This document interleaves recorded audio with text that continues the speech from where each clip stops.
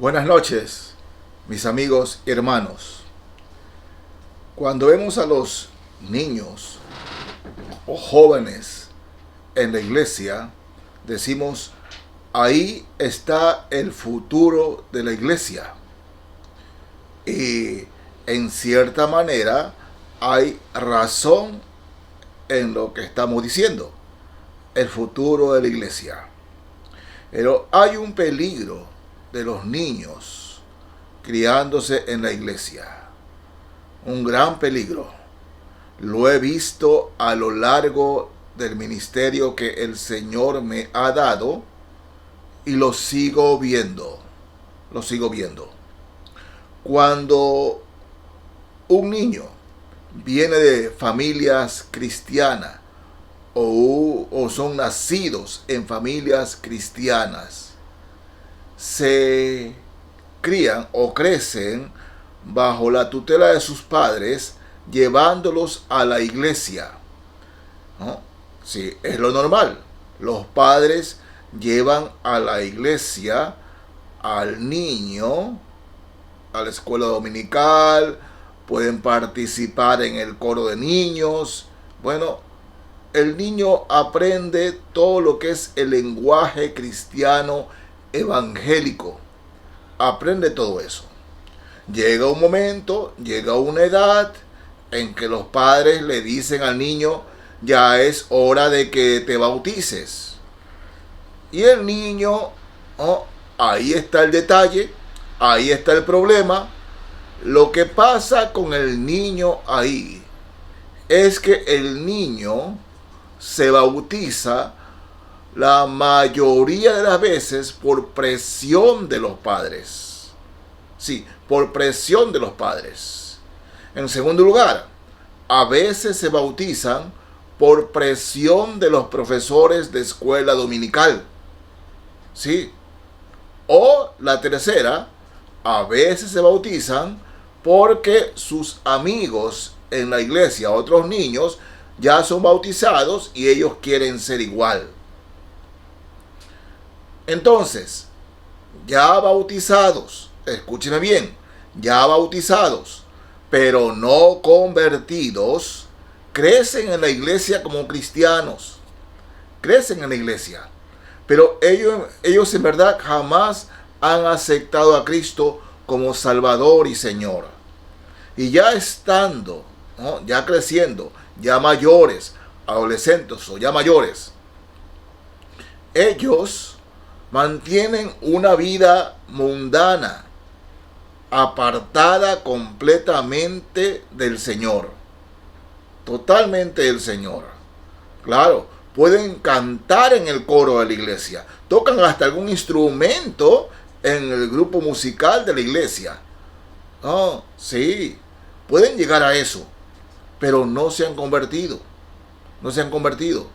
Andan en fiestas mundanas, ¿no? Su lenguaje es procaz, aunque son hijos de cristianos que tienen una buena educación, saben respetar a las personas, estudian generalmente en buenas escuelas, buenos colegios, entonces muy educados, pero no convertidos, aunque sean miembros de la iglesia local, pero no de la iglesia del Señor Jesucristo.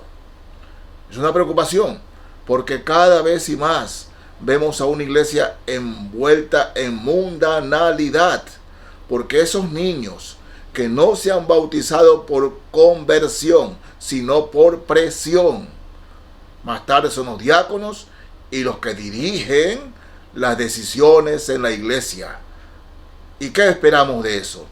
Una iglesia mundana, no comprometida con Cristo, sino por las costumbres del mundo. Yo sé que esta clase de predicación o exposición de la palabra no les gusta a muchos. No es políticamente correcto hablar de estas cosas. Pero hermanos, yo estoy tratando de enseñar la palabra del Señor. Y estoy tratando una realidad que seguramente usted también la ha observado. Lo que pasa es que muchas veces como no nos atañe a nosotros, no nos perjudica, o puede ser aquel joven, miembro de nuestra familia, no decimos nada. No decimos nada. Pero, mis hermanos, es grave en la iglesia. Cuando el Señor Jesucristo nos dice, en aquel día me dirá, Señor, Señor, Señor, no hicimos milagros en tu nombre y en tu nombre echamos fuera demonios. ¿A quiénes creen que el Señor se refiere? A muchas personas en la iglesia que clamaban y cantaban y alzaban las manos, Señor, Señor, pero no eran convertidos, porque el Señor les contesta, nunca os conocí, hacedores de maldad. O sea, es tajante el Señor. Por eso, mis hermanos, debemos sembrar en los niños. En estos tiempos donde se manipula la palabra de Dios y solamente se habla de dinero, ¿no? Siembra y coseche, que es cierto que el pasaje atañe a la cuestión de dinero, pero también, hermanos, en la fe, sembrar tiene que ver con nuestros hijos. Cuando nosotros sembramos mal a nuestros hijos, no nos asombremos cuando son mayores que se han apartado de la gracia de Dios. Miren, en el libro de Proverbios, capítulo 10 de Proverbios, el verso 1, así nos dice la palabra del Señor. El hijo sabio alegra al padre, pero el hijo necio es tristeza de su madre. El hijo sabio alegra al padre. Miren el contraste. Ustedes saben que el principio de la sabiduría es el temor del Señor. Y cuando habla aquí del hijo sabio, habla del hijo convertido, el creyente, ¿verdad? Pero el necio, aquí el necio se refiere al no creyente, es tristeza de su madre. Es tristeza de su madre. ¿Cuántos padres los he escuchado decir, ay, pero ¿por qué habrá salido así? Ahora, mis hermanos, en la fe, nosotros podemos enseñarles a nuestros hijos la palabra de Dios desde pequeño. Y puede ser que nuestros hijos, aún habiéndoseles enseñado, de grande, o sea, ya mayores, no quieren saber de las cosas del Señor. Pero, mis hermanos, en la fe, yo se los digo en el amor del Señor, y usted seguramente también lo ha visto. Cuando los padres han sembrado bien, ¿qué sucede? Puede ser que un tiempo se aparten, pero regresan a Cristo. Regresan a seguir al Señor, porque los padres sembraron bien. ¿Se acuerda del hijo pródigo? Él se fue. Pero un día meditó. En la casa de mi padre hay tantas cosas y yo acá, ¿no? Porque tenía sembrada la palabra. Pero aquellos que no tienen sembrada la palabra, nunca vienen al Señor. Nunca. A pesar de haber sido criados en un hogar creyente, un hogar cristiano. Así que ese contraste sucede en la iglesia. Sucede en las familias cristianas. El hijo sabio alegra al padre. Mis hermanos, un hijo convertido a Cristo, un hijo que esté sirviendo al Señor, que ame al Señor, es un hijo que contenta al padre, llena de gozo al padre, también a la madre. Llena de gozo ver que nuestros hijos sirvan al Señor, amen al Señor, llena de gozo. Y da una satisfacción interna al verlos que hacen eso. Pero el hijo necio es tristeza de su madre. Sí. ¿Por qué habrá salido mi hijo así? ¿Por qué será así? Si yo desde niño lo llevaba a la escuela dominical. Sí, pero el ejemplo y la exhortación de Cristo faltó en esa casa, faltó en ese hogar cristiano. Miren, capítulo 22 del libro de Proverbios, el verso 6, dice la palabra: Instruye al niño en su camino, y aun cuando fuere viejo, no se apartará de él. Instruir al niño en su camino. O sea, es algo, mis hermanos, no es una sugerencia, es un mandato. Incluye al niño, o sea, instruye al niño en su camino, en los caminos del Señor. ¿No? En estos tiempos donde los niños desde temprano están viendo celulares y están en contacto con muchas cosas perversas y pervertidas, es tan importante instruir al niño en la palabra de Dios.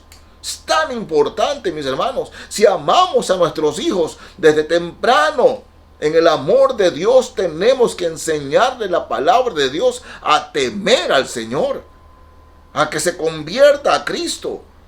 Porque, hermanos, en la fe, si usted no le habla de Cristo a sus hijos, tengan la seguridad que el diablo les hablará de Él.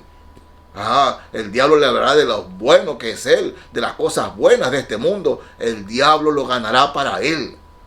Por eso, mis hermanos, instruye al niño en su camino, y aun cuando fuere viejo, no se apartará de él. Miren en Proverbios capítulo 13, ¿no? El verso 24. Miren lo que la palabra del Señor nos dice aquí. El que detiene el castigo a su hijo aborrece, mas el que lo ama desde temprano lo corrige. Es decir, disciplina en el amor del Señor. No. No estoy hablando, hermanos míos, de aquellos padres que con rencor o rencilla o por contención en su corazón, ¿no?, tienen una relación con sus hijos, como se dice ahora, tóxica. Y cuando los castigan, van con todo. No. El castigo siempre lleva amor, disciplina. Corregir al niño. Desde temprano lo corrige. Pero ahora veo a los padres que ven a los niños que hacen cosas que no están bien, ¿no? Le manotean en la cara, llegan a una casa ajena y andan cogiendo cosas de todos lados, ¿no? ¿Y qué dicen los padres? Es que el niño es así, el niño es así, él es así, y no lo corrigen. ¿Qué se espera entonces del futuro? El que detiene el castigo, no que está amando al hijo, a su hijo aborrece o a su hija aborrece. El que verdaderamente lo ama, desde temprano lo corrige. Me puse a investigar qué significa desde temprano. Desde meses, hermano. Desde meses de nacido, en el amor del Señor.